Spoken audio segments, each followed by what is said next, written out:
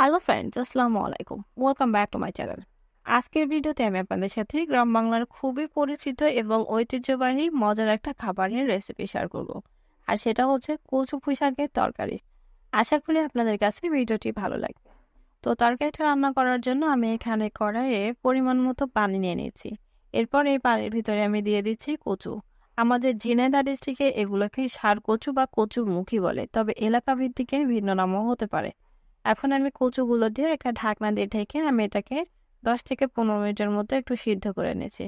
তো দেখুন এর ভিতরে কিন্তু কচুগুলো খুব ভালোভাবেই সিদ্ধ হয়ে গেছে। এখন আমি এটাকে পানি ঝরিয়ে ঠান্ডা পানিতে নিয়ে নিচ্ছি। কচুগুলো যখন খুব ভালোভাবে ঠান্ডা হয়ে যাবে তখন এভাবে হাতের সাহায্যে আমি খোসাগুলো ছাড়িয়ে নিছি। আর এভাবে কচুগুলো সিদ্ধ করে নিয়ে যদি খোসা ছাড়ানো হয় তাহলে কিন্তু কচুগুলো অল্প নষ্ট হয়। তো এভাবে সবগুলো কচু আমি খোসা ছাড়িয়ে নিয়েছি। আর এই কচুগুলো আমি রান্না করব পুঁই শাক দিয়ে। তো এর জন্য আমি এখানে কতগুলো পুঁই শাক কেটে খুব ভালোভাবে ধুয়ে নিয়েছি। এখন এই তরকারিটা রান্না করার জন্য আমি এখানে একটা কড়াই নিয়ে নিয়েছি। আর কড়াইয়ে আমি তেল দিয়ে দিয়েছি। তেলটা কিছুটা গরম হয়ে গেলে আমি এখন এর ভিতর দিয়ে দিয়েছি কিছু পেঁয়াজ কুচি।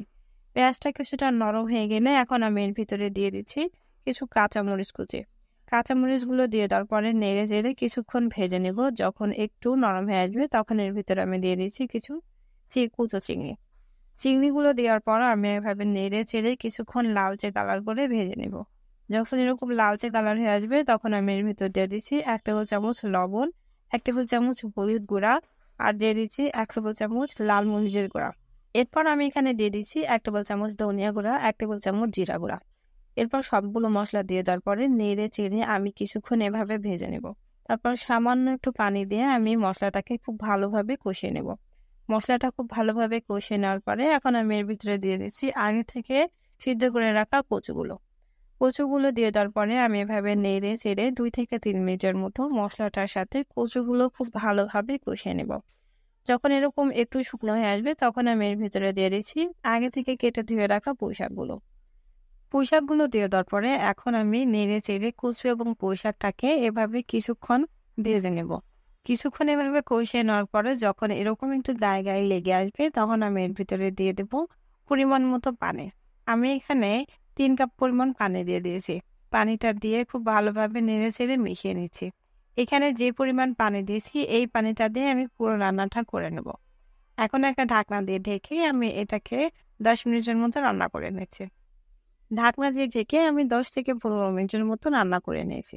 আর এর ভিতরে কিন্তু পুঁইশাকটা খুব ভালোভাবেই সিদ্ধ হয়ে গেছে। যেহেতু আগে থেকে আমাদের কচুটা সিদ্ধ করে নিয়েছিলাম এজন্য এক্সট্রা ভাবে কোনো কিছুই সিদ্ধ করার দরকার নাই। এখন আমি লবণটা চেক করে নিয়েছি।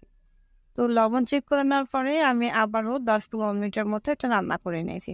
আর এর ভিতরেই কিন্তু ঝোলটা খুব ঘন হয়ে গেছে। আর এর বেশি কিন্তু ঘন করা যাবে না, না হলে একেবারে ঝোলটাই শুকিয়ে যাবে। তো দেখুন এর ভিতরেই কিন্তু আমাদের তরকারিটা রান্না করা হয়ে গেছে। এখন আমি এটা চুলা থেকে নামিয়ে নেব।